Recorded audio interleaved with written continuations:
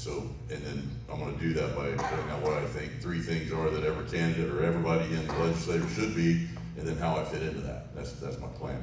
Before I do that, I'm going to make a disclaimer though. If I look tired, I flew back from the Middle East today, so I'm not exactly 100%. So if I come across stumbling a little bit, it's not because I didn't rehearse, it's because I'm a little tired. So I think most Republicans, at least if they're really Republicans, really conservatives, should be close on most policy issues. So I'm not going to talk about that if that's true. But I think 3 things we should really look at what we expect. The first one being is we should get legislators that'll say, do, and have the spine to fight for what they think is right. Now, how do I quantify that? Because no candidate's going to get up here and tell you that, hey, I'm going to fight for what's right when it's convenient or when it's easy. They're all going to say what I just said. Funny enough, a couple of people that are supporting my opposition gave me the answer to that. They told me they were going to support them, not because they were the best candidate for Senate, but because they owed them or they thought they owed them for support they'd gotten from them in the past. That is the easy right. I mean, you know, we all want to support our friends or people that supported us before, right? That's the easy way out. But then I thought, how am I going to explain that I wouldn't do that? So I had to go back to my Army career. So when you're a lieutenant in the Army, captain, Army aviation, so it's very small. Some of the people that served with me as a lieutenant served under me as a captain, served under me as a major, all the way up to colonel. So I saw them at multiple levels. I shed blood, sweat, and tears with a lot of them. They had a very close relationship with me.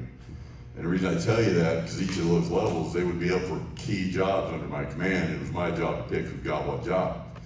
I did not pick them based on the relationship. I always looked at everybody because it's more about what's good for the mission, good for the Army, and good for the country.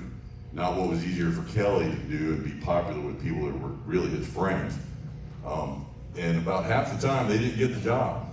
And you know, I had to talk to them, tell them why, but they didn't. So, and you can ask any of them. So there, I think I've got that one. Second, I think we should really be selfless servants when you're being elected. If you're going up there because you want a title or because you're using it as a stepping stone to get to the next job, you're wrong. So I already had a title of colonel. I'm not doing it for that.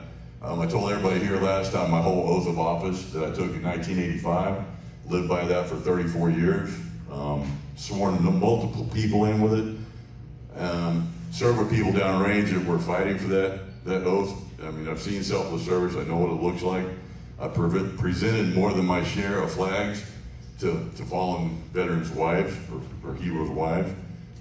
You know, when you gotta do that, you really get what selfless service is. So I think anybody that knows me or looks at my career, you know, I didn't do the Army thing for that long because it was paying me a buttload of money.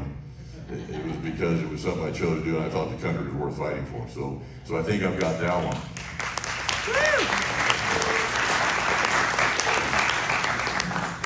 Lastly, so anybody, the 2 representatives in the hall will tell you this, anybody taking one of these jobs over the Capitol is not going to come in knowing how to do that job. I don't think. They're going to be learning. They're going to be drinking through a fire hose, all the different issues. What I don't think you should have to learn when you get up there is leadership.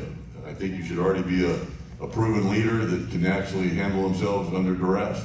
That's right. I've been leading people for a very long time in and out of combat. I led a battalion of soldiers, which is about 500 folks, in Afghanistan for a year, while I commanded the forward operating base, which was another 1,000 people. So I've done that. I've also commanded a unit of 1,500 people, 400 aircraft, 3 airfields, 12 base fields, and the list goes on. So I think I'm the proven leader. I think I'm probably the strongest horse in this race if it comes down to leadership. Compared to my opponents, they're not bad. They do have leadership skills, but they're not up to my level. So That's right. So, all that said, I think that's what makes me the strongest candidate in the race. If you live in a district, I appreciate your vote. If you don't live in a district, or you do live in a district, I could really use you texting 5 of your friends, tell them about me if you like what you heard, have them go to my Facebook page and like and follow it. You know, and a couple of my advisors want me to, you know, tell them to go in there and donate money to me. I gotta tell you, I would rather be landed on a mountain in Afghanistan under fire than ask for money. Really. In fact, I had fun doing that sometimes. But anyway, so I'm gonna yield back my time to Rhonda. What area is District? That's not up there. Oh, it is District 47. So that is Greg Treat. basically the south part of it's on Memorial. Yeah. Goes all the way up to about 174th. Goes from Kelly west to almost County. So it's a very large district. It's Greg Treat's seat right now. It is. I'm not going to have as much problem. It's mostly Republican, or it's the majority Republican. So it's going to come down to the primary in June. I've got, the primary in June is my 50-meter target. I got to take that target down. I think that'll win the race, to tell you the truth.